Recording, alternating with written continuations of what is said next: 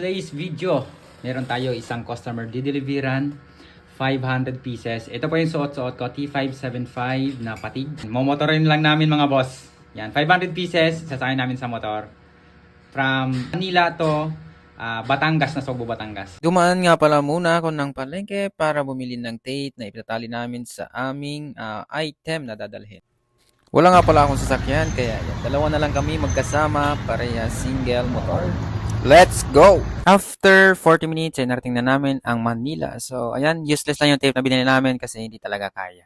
So kailangan matibay yung tali kasi malayo yung aming lalakbayin. Hawak namin yung items. Yeah. 2 hours and 55 minutes mula Manila hanggang Batangas. 82 kilometers. Ride safe. Ride safe, boy.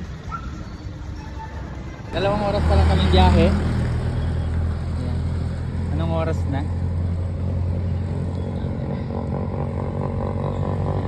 49 minutes na lang ang biyahe namin. Yan. Pupunta kami na Sugbo na. Malapit na mga boss. Patagaytay.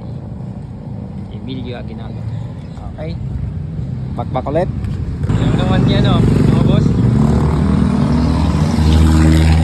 Talagang gusto matyaga talaga. Matyaga mga sir. Yeah. So. So wakas. Yes. 8:29. Nakarating din. Lamig. Hello. Hello sir, good evening sir. Nasa entrance na kami sir, nasa gate. Sige po. Thank you po. Habang tinatanggal nga pala namin to ay laking pasasalamat namin sa taas pati na rin sa aming customer. Nung una talaga ay natatakot pa ako kasi hindi ko alam kung legit ba talaga yung aming customer kasi sobrang dami ng in-order niya. At sa live niya lang kami nakita. So ayun, syempre, take a risk na lang kami kung legit or hindi. Pero ayun, satisfied at successful yung aming ginawa. Pati yung pagod namin ay worth it. Nga pala kaya ganyan kadami yung order sa amin kasi gagawin daw nilang uniform sa resort nila. So ayan, sa mga gusto umorder sa amin ng maramihan, basta hanggat kaya namin puntahan, i-deliver namin yan door to door. Okay na. Nagkabayaran na mga boss. Nagkabayaran na at ayan. Pauwi naman kami. Sobrang lamig dito sa Batangas. Sa Nasugbo.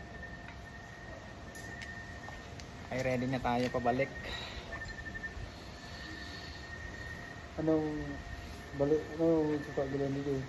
Wag, hindi mo na i-search mo ng kwa. Ano ba? Diretso na kita duman o ano, kaya mo pa ba?